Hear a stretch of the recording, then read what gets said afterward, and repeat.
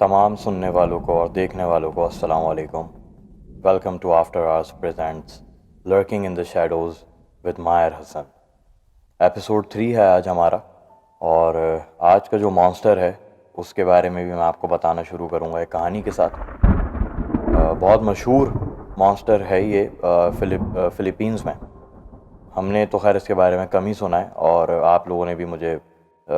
शायद मुझे लगता है कि आप लोगों ने इसके बारे में बहुत कम सुना होगा या कुछ लोगों ने सुना ही नहीं होगा। तो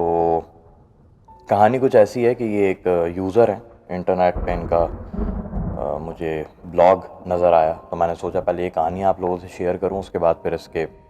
मॉन्स्टर के बारे में आपको बताऊंगा मैं थोड़ा सा डिटेल में। कहानी ऐसी है कि ये लिखते हैं कि इनकी ग्रैंड मदर इनसे इनके घर पे रुकने के लिए आई मिलने, तो उन्होंने एक कहानी सुनाई कि रात का टाइम था, तो कहानियाँ जिक्र निकले बहुत सारी बातों के। तो इनकी दादी या नानी इनको बताती हैं कि पुराने ज़माने में इनकी दादी की वालदा जो हैं वो डॉक्टर थी, और बेसिकली वो एंशियंट मेडिसिन जो है वो प्रैक्टिस करती थी कि जड़ी बूटियों से और इस तरीके से जो है वो दवाएं बना के लोगों का इलाज करना उनके घरों पे जाके, और अपने काम से बड़ी मुखलिस थी वो, बड़ी खुशी होती थी उनको अपना काम करने में, लोगों की खिदमत करने में। और वो जब काम पे जाती थी तो वहाँ से वापसी वो रात में पैदल आती थी, सिर्फ सुकून के लिए कि थोड़ा अकेले अपने आप को भी टाइम मिलेगा, और अच्छा मंज़र होता है, चांद की रोशनी होती है, सुकून होता है, सन्नाटा होता है, थोड़ा ज़रा बंदा रिलैक्स होता है, अच्छा फील करता है इंसान। तो एक रात वो वापस आ रही थी, तो अचानक से उनको कोई एक अजीब सी आवाज़ सुनाई दी, जैसे कोई परों की आवाज़, लेकिन उड़ने के साथ साथ ना एक अजीब सी कोई एक साउंड थी, वाइब्रेशन साउंड थी जो कि उनको आ रही थी। तो उन्होंने ऊपर देखा, इधर उधर देखा कि किस चीज़ की आवाज़ है, ये ऐसी कौन सी चीज़ है जो यहाँ इस वक्त हवा में उड़ रही है, आसमान में। तो उनको कुछ नज़र नहीं आया। फिर एकदम से उनको एक ख्याल आया कि उनकी उनकी वालदा उनको ये बताती थी कि एक मिथिकल क्रीचर है, एक लेजेंड है इस इलाके का, फिलीपींस का, कि एक औरत जिसका आधा धड़ है और उसके इंटेस्टाइन्स और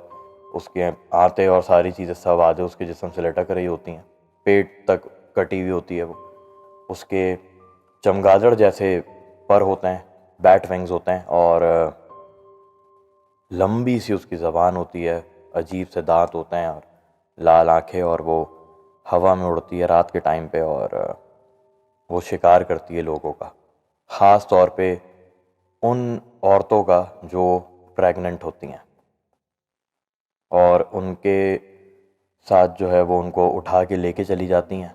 और उसके बाद फिर उन औरतों की भी लाशें मिलती हैं, और नॉर्मली अगर किसी शख्स को भी उठा के लेके चली जाएं तो उसकी भी लाशें मिलती हैं। तो इनको थोड़ा सा खौफ हुआ, इन्होंने तेज़ तेज़ चलना शुरू कर दिया रात के अंधेरे में, और आहिस्ता आहिस्ता वो आवाज़ जो है वो इनसे दूर होती चली गई। अब इससे पहले एपिसोड में मैंने आप लोगों को जो बताया था कि एल सेल्वॉन का, अगर उसकी विसल की आवाज़ आपको दूर से आ रही हो तो इसका मतलब है कि वो आपके करीब है। तो इस मॉन्स्टर का भी यही हाल है कि अगर इसकी वो जो आवाज़ है उड़ने की वो आपको दूर से आना शुरू हो जाए तो इसका मतलब है कि ये आपके करीब है। अब ये थोड़ा सा आगे चल के एक जगह इन्होंने शेल्टर ले लिया और ये रुक गई। अब वहाँ पे घर जो हैं वो बैम्बू वुड के बने हुए होते थे उस ज़माने में, तो एक घर से दूसरे घर आवाज़ें बड़ी आसानी से मतलब जो है ना सुनाई दे सकती थी, आप बातें भी सुन सकते थे, एक दूसरे की आवाज़ें आती थी दीवारों से। तो ये जहाँ पे इन्होंने शेल्टर लिया, इनको वहीं पे बराबर वाले घर में महसूस हुआ कि वहाँ पे कुछ खटपट हो रही है। हालांकि आवाज़ दूर से आ रही थी, लेकिन वही वाली बात कि दूर से आने का मतलब है कि वो चीज़ आपके करीब है। अब ये वहाँ पे गई, इन्होंने जाके थोड़ा सा झांक के देखा अंदर, तो ये बताती हैं कि मैंने वही मखलूक देखी कि आधा धड़ उसका और बाकी आधा धड़ उसका ज़मीन पे पड़ा हुआ घर की, मतलब टांगों वाला हिस्सा, और लंबी सी उसकी जो है वो ज़बान, इतनी बहुत लंबी ज़बान उसकी, और हाथों की जगह पे जो है वो चमगादड़ के पर, और वो किसी औरत के मुंह के अंदर अपनी ज़बान और डाल के और उसका उसका खून पी रही थी। तो वो अपने खाने में इतना मसरूफ़ थी कि उसने इनको, डॉक्टर साहिबा को उसने नोटिस ही नहीं किया। खैर ये डॉक्टर साहिबा भागी और भाग के इन्होंने मोहल्ले वालों को जमा किया, सबको बताया कि भाई वहाँ पे जो है वो अंदर ये मखलूक जो है अपना किसी को मार रही है और आप लोग चले मेरे साथ। तो वहाँ के लोगों में ये लोकल लेजेंड था, तो उनको पता था कि इस चीज़ को ख़त्म कैसे करना है। तो इसको ख़त्म ऐसे कर सकते हैं आप कि इसका जो आधा धड़ जो निचले हिस्से का होता है उस पे गार्लिक या फिर स्पाइसेस और सॉल्ट और इस तरीके की चीज़ें, नमक, ये छिड़क के जो है इसको मारा जा सकता है। तो वो लोग ये सारी चीज़ें लेके वहाँ पे पहुँचे, दरवाज़ा तोड़ के अंदर गए और उन्होंने इसके आधे धड़ में जो है वो ये सारी चीज़ें डाल दी, और ये बताते हैं कि वो गायब हो गई, आंखों के सामने इनके गायब हो गई। बस वहाँ पे खून वगैरह पड़ा हुआ था, लेकिन वो चीखते चिल्लाते हुए गायब हो गई इनकी आंखों के सामने। तो उस दिन के बाद से इनकी जो ये ब्लॉगर हैं जिनकी स्टोरी ये लिखी हुई है, इनकी दादी बताती हैं कि मेरी वालदा जो है वो बड़े शहर भी शिफ्ट हो गई थी, लेकिन फिर भी उनको ये खौफ था कि मैं रात के टाइम अगर अकेले निकलूँगी तो मुझे ये मखलूक जिसका नाम है मनानांगल, इसको मनानांगल कहते हैं, फिलिपिनो वर्ड है ये। तो इसको बेसिकली ये वैम्पायर की ही शक्ल का होता है, क्योंकि ये अपनी ज़बान से, होती ये औरत है, अपनी ज़बान से जो है वो इंसान में या तो उनके कान से, नाक से, आँख से, मुंह से, या फिर उनके बैली बटन से जो है वो अपनी ज़बान को ये अंदर डालती है, और उसके बाद फिर खून पीना, इंसान का जो भी मतलब पेट में गंद होता है वो खाना, लिवर पूरा खा जाना, दिल खा जाना, या फिर जो प्रेग्नेंट औरतें होती हैं उनका फीटस खा जाना, ये इनकी खुराक है। और ये वहाँ का बड़ा मशहूर लेजेंड है, हो सकता है इसमें सच्चाई हो, सदाकत हो। इसको मानानांगल कहते हैं, और ये एक और ये नॉर्मल औरत होती है।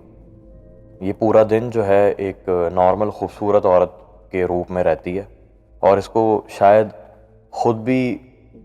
इस बात का इल्म नहीं होता है कि ये क्या चीज़ है और ये रात में क्या बन जाती है, या तो होता है ये अकाउंट्स हैं डिफरेंट, इसमें हम थोड़ा सा बता नहीं सकते आपको कि क्या सच है क्या झूठ है, लेकिन ये दो चीज़ें इसमें आती हैं जिसमें ये भी बताया जाता है कि इसको याद होता है कि ये क्या है पूरा दिन, उसके बावजूद ये औरत बन के घूमती है। इवन ये शादीशुदा होती हैं, इनकी फैमिलीज़ होती हैं, लेकिन रात का टाइम जैसे ही आता है तो ये इस डीमन में तब्दील हो जाती हैं। इनको डीमन या फिर विच भी बोला जाता है। 1582 से जो है तकरीबन समझ लें आपके ये लेजेंड है, और बहुत पुराना फोकलोर में और लिटरेचर में इसको इसकी कहानियाँ आती हैं इस क्रीचर की। और इसका जब ये अपना आधा धड़ अलग करके अपने आप से और जाती है रात में शिकार करने, तो इसको सुबह से पहले, रोशनी से पहले अपने उस धड़ पे वापस आके अपने आप को अटैच करना होता है। वरना अगर ये अपना धड़ जैसे मिसाल के तौर पे किसी वजह से ना ढूंढ पाए, या फिर अगर कोई इंसान इसके आधे धड़ को देख ले और वो उसके ऊपर नमक छिड़क दे या स्पाइसेस छिड़क दे या फिर गार्लिक डाल दे, तो ये तब भी अपने आप को अटैच नहीं कर पाती और इस तरीके से ये मर जाती है। या फिर अगर आपको इसका धड़ नहीं मिल रहा, क्योंकि अपने धड़ को जब ये अलग होती है अपने निचले धड़ से, तो ये उसको छुपा देती है। सबसे ज़्यादा कॉमन जगह जो होती है अपने धड़ को जहाँ छुपाती है निचले, वो छुपाती है ये बनाना फील्ड्स में। बनाना के जो दरख्त होते हैं उनके पास, क्योंकि बनाना के दरख्त की जो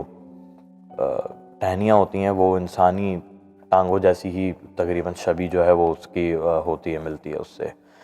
तो ये एक जो है कहानी है इसकी, और बड़ा अजीब सा मुझे मतलब इसका इसकी एग्जिस्टेंस ही मुझे अजीब लगी बहुत, तो मैंने सोचा कि मैं आप लोगों से इसको शेयर करूं।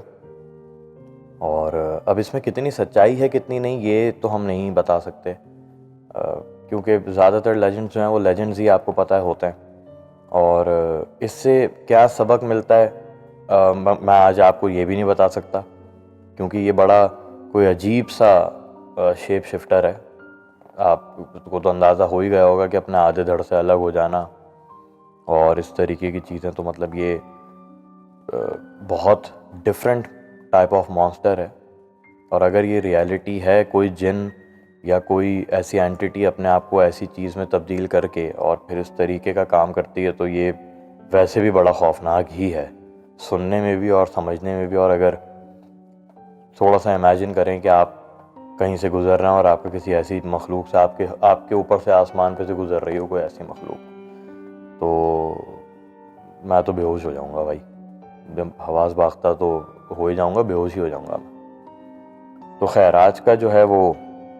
मॉन्स्टर था मानानांगल। तो कोशिश कीजिएगा कि अगर आप फिलीपींस जाएं या फिर आसपास के वहाँ पे इलाकों में जहाँ पे लेजेंड मशहूर है, तो रात के टाइम निकलने से थोड़ा सा परहेज़ ही कीजिएगा, क्योंकि कोई भी चीज़ रात के अंधेरे में आपको टकरा सकती है, क्या पता यही टकरा जाए।